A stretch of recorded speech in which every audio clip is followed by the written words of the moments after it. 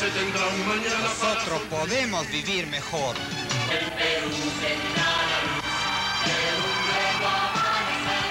Fujimori, presidente debe ser. Marca el 90, el símbolo del cambio.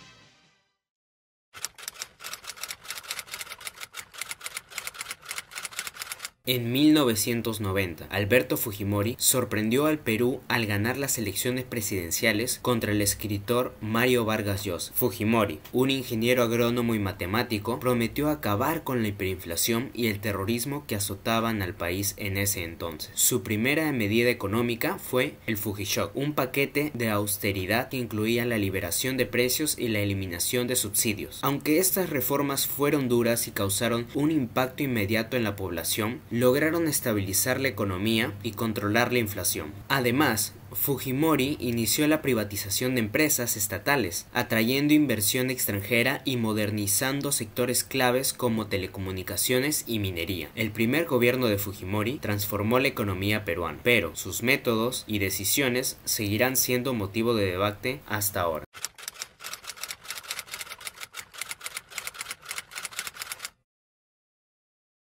Disolver temporalmente el Congreso de la República hasta la aprobación de una nueva estructura orgánica del Poder Legislativo, la que se aprobará mediante un plebiscito nacional. El autogolpe de 1992 estuvo envuelto por una crisis económica severa en el país, además por sufrientes situaciones de violencia a causa de los grupos terroristas Sendero Luminoso y el MRTA. Además, en ese momento, el Congreso del Parlamento estuvo liderado por las fuerzas opositoras, situación que dificultaba las reformas y propuestas. El 5 de abril de 1992, a través de un mensaje televisivo a la nación, censura y disuelve el Congreso. Con respecto a la Constitución, se hace una nueva Asamblea Constituyente, donde el régimen aprueba la nueva creación de una nueva Constitución de 1993. Además, en cuanto al Poder Ejecutivo, se le otorgan nuevamente los poderes al presidente.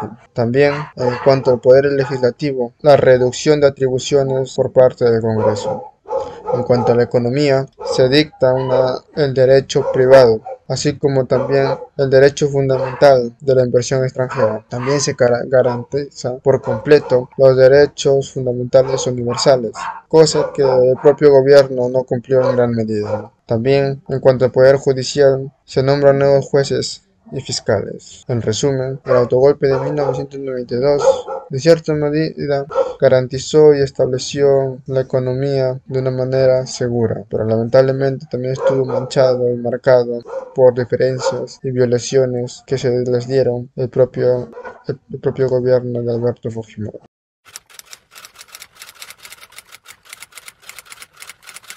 Durante el gobierno de Alberto Fujimori, entre 1990 y los 2000, el país vivió una etapa marcada por numerosos casos de corrupción y enriquecimientos ilícitos. Por ejemplo, la compra de congresistas. Para asegurarse una mayoría en el Congreso, Montesinos sobornaba a congresistas para que cambiaran de partido y apoyaran al gobierno de Fujimori. También está la manipulación de medios de comunicación. El gobierno de Fujimori controlaba gran parte de los medios de comunicación en el Perú. Compraban estaciones de televisión, periódicos, radios y sobornaban a periodistas para asegurarse de que difundieran propaganda favorable al régimen y silenciaran cualquier crítica. Por último, los famosos Vladivideos. Los Vladivideos son grabaciones realizadas por el propio Montesinos en las que se documenta cómo sobornaba a políticos, empresarios, periodistas para asegurarse el control y la estabilidad del gobierno de Fujimori. Estos videos son pruebas contundentes de la corrupción sistemática que caracterizó su administración. El rol de Vladimiro Montesinos. Vladimiro Montesinos fue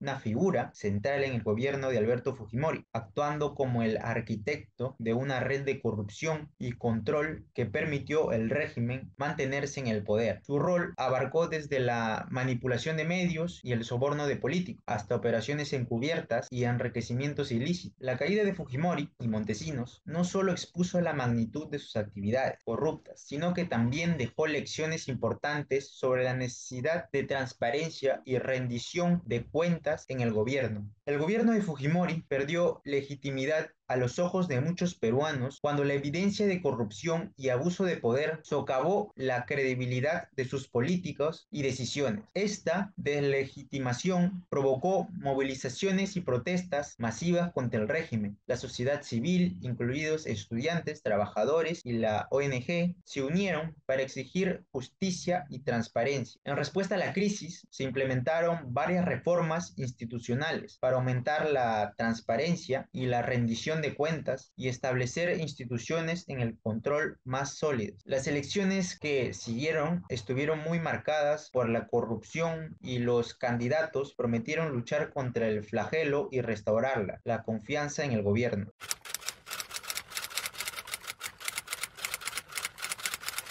El 19 de noviembre del año 2000 en Perú, Alberto Fujimori, el entonces presidente de la República de Perú, renunciaba a su cargo desde Japón. Esta noticia sacudía por entonces a la región y a la población del país.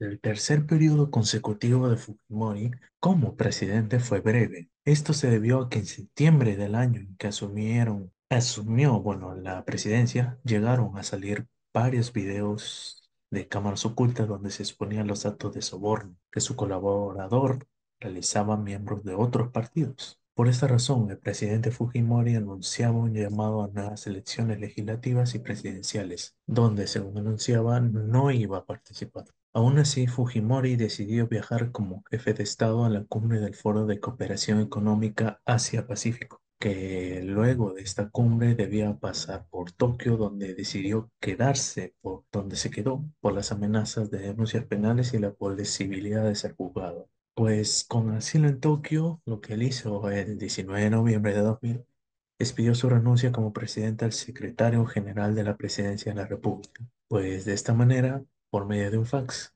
se envió la renuncia formal al presidente del Congreso. Con respecto a las conclusiones, lo que hemos podido concluir es que el gobierno de Fujimori fue uno de los más controversiales de la historia peruana. Este gobierno empezó en 1990 con la promesa de acabar con el terrorismo, la pobreza, el autoritarismo. Y se podemos recargar que uno de los principales logros de su gobierno sí fue el fin del terrorismo, muy aparte de que otro importante acontecimiento fue la implementación de un programa de las reformas económicas, el cual tuvieron como objetivo reducir el tamaño del Estado para promover el libre mercado. Estos sí tuvieron un gran impacto positivo en la economía peruana, pero, sin embargo, también podemos decir que estuvo manchado por la corrupción, la violación de derechos humanos, el autoritarismo, y por eso se puede decir de que este gobierno tuvo un gran impacto en la historia peruana.